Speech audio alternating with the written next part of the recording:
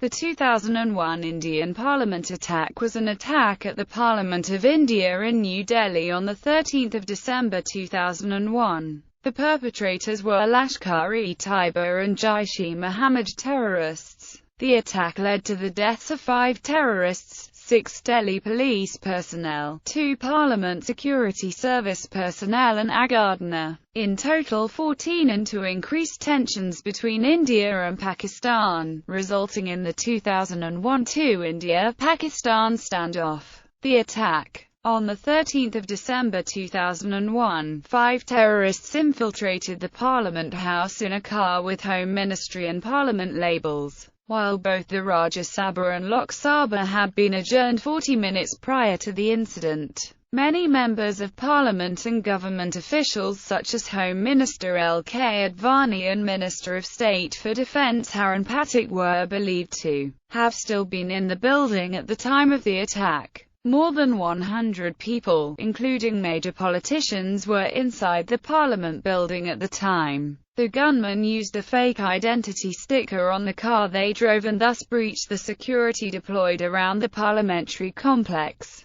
The terrorists carried AK-47 rifles, grenade launchers, pistols and grenades. Delhi police officials claimed that gunmen received instructions from Pakistan and the operation was carried out under the guidance of Pakistan's Inter-Services Intelligence Agency. The gunmen drove their vehicle into the car of the Indian Vice President Krishan Kant, got out, and began shooting. The Vice President's guards and security personnel shot back at the terrorists and then started closing the gates of the compound. A similar attack was carried out on Assembly of Srinagar, Kashmir, during November 2001, when 38 people were killed by terrorists. Victims. Constable Kamlesh Kumari Yadav was the first to spot the terrorists and was shot by them as she raised the alarm. She died on the spot. One gunman's suicide vest exploded when he was shot dead. The other 4 gunmen were also killed. 5 policemen, a Parliament security guard, and a gardener were killed and 18 others were injured. The ministers and MPs escaped unhurt. The total number of deaths was 14 and at least 22 people were injured in the attack. Perpetrators. Delhi police claimed that 5 militants carried out the attack and the names given by them were 1. Hamza, Haider alias Tufail, 3. Rana, Raja and 5. Muhammad, all of whom were killed by the security. Indian court observed that 3 more people from across the border, namely, Maulana Masood Azhar, Ghazi Baba alias Abu Jihadi and Tariq Ahmed were also involved in preparing the attack. Trial. The attack triggered extensive investigations, which revealed possible involvement of 4 accused, namely Muhammad Afzal Guru, Shaukat Hussain and Sar Gilani and Navjot Sandhu aka Afghan. Some other proclaimed offenders said to be the leaders of the banned militant organization known as Jaish-e-Mohammed.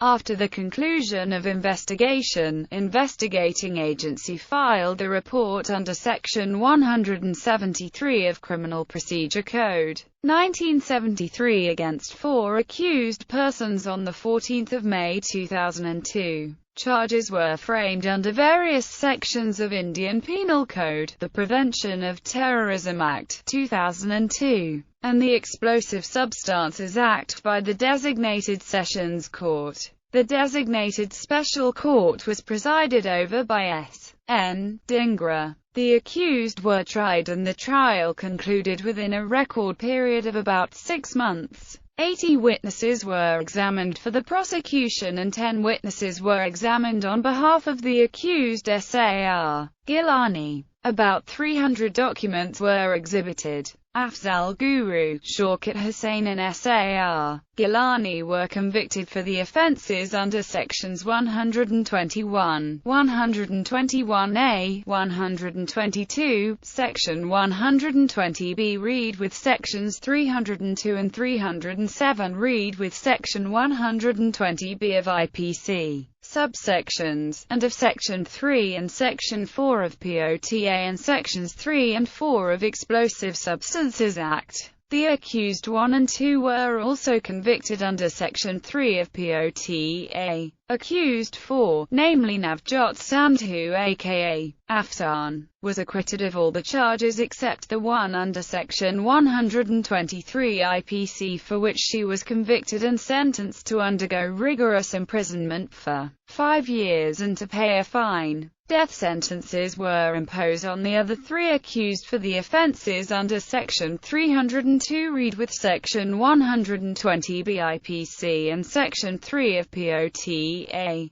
They were also sentenced to life imprisonment on as many as 8 counts under the provisions of IPC, POTA and Explosive Substances Act, in addition to varying amounts of fine. The amount of 1 million Indian rupees, which was recovered from the possession of 2 of the accused, namely Afzal Guru and Shaukat Hussain, was forfeited to the state under Section 6 of the POTA. On appeal, the High Court subsequently acquitted S.A.R. Gilani and Afsan, but upheld Shaukat and Afzal's death sentence. Gilani's acquittal blew a gaping hole in the prosecution's version of the Parliament attack. He was presented as the mastermind of the entire attack. Gilani, a young lecturer at Delhi University, received support from his outraged colleagues and friends, who were certain that he had been framed. They contacted the well-known lawyer Nandita Haxa and asked her to take on his case.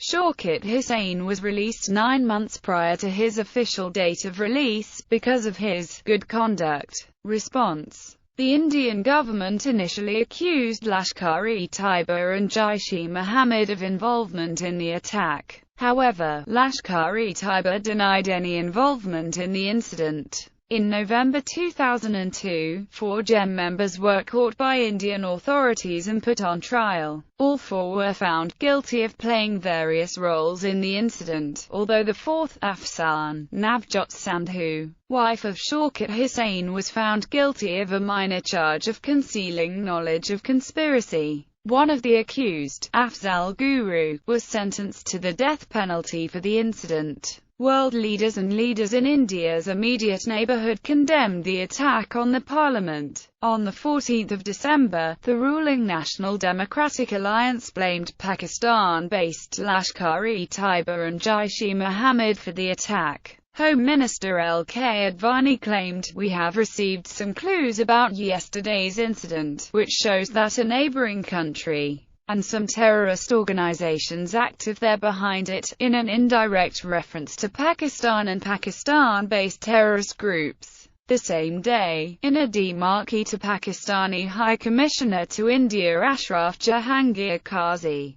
India demanded that Pakistan stop the activities of LET and GEM, that Pakistan apprehend the organization's leaders, and that Pakistan curb the financial assets and the group's access to these assets. In response to the Indian government's statements, Pakistani forces were put on high alert the same day. On 20 December, India mobilized and deployed its troops to Kashmir and Punjab in what was India's largest military mobilization since the 1971 Indo-Pakistani War. Following the attack, many suspects were arrested, and in December 2002 4 Jaish-e-Mohammed members were convicted for roles in the attack. In 2003, India said its forces had killed the mastermind of the attack in Kashmir. Afzal Guru, sentenced to death by Indian court and due to be hanged on 20 October, had his execution stayed. His family had camped in New Delhi to meet the President Dr. APJ Abdul Kalam to accept the mercy petition. Also, the family of Kamlesh Kumari Yadav, a CRPF Jawan who died in the attack, has said that they would return the Ashok Chakra if the president accepts the petition, but it is unclear if it had been done so. On 13 December 2006, the families of the deceased returned the medals to the government. As of April 2007, the then President of India, APJ Abdul Kalam, refused to interfere in the judicial process.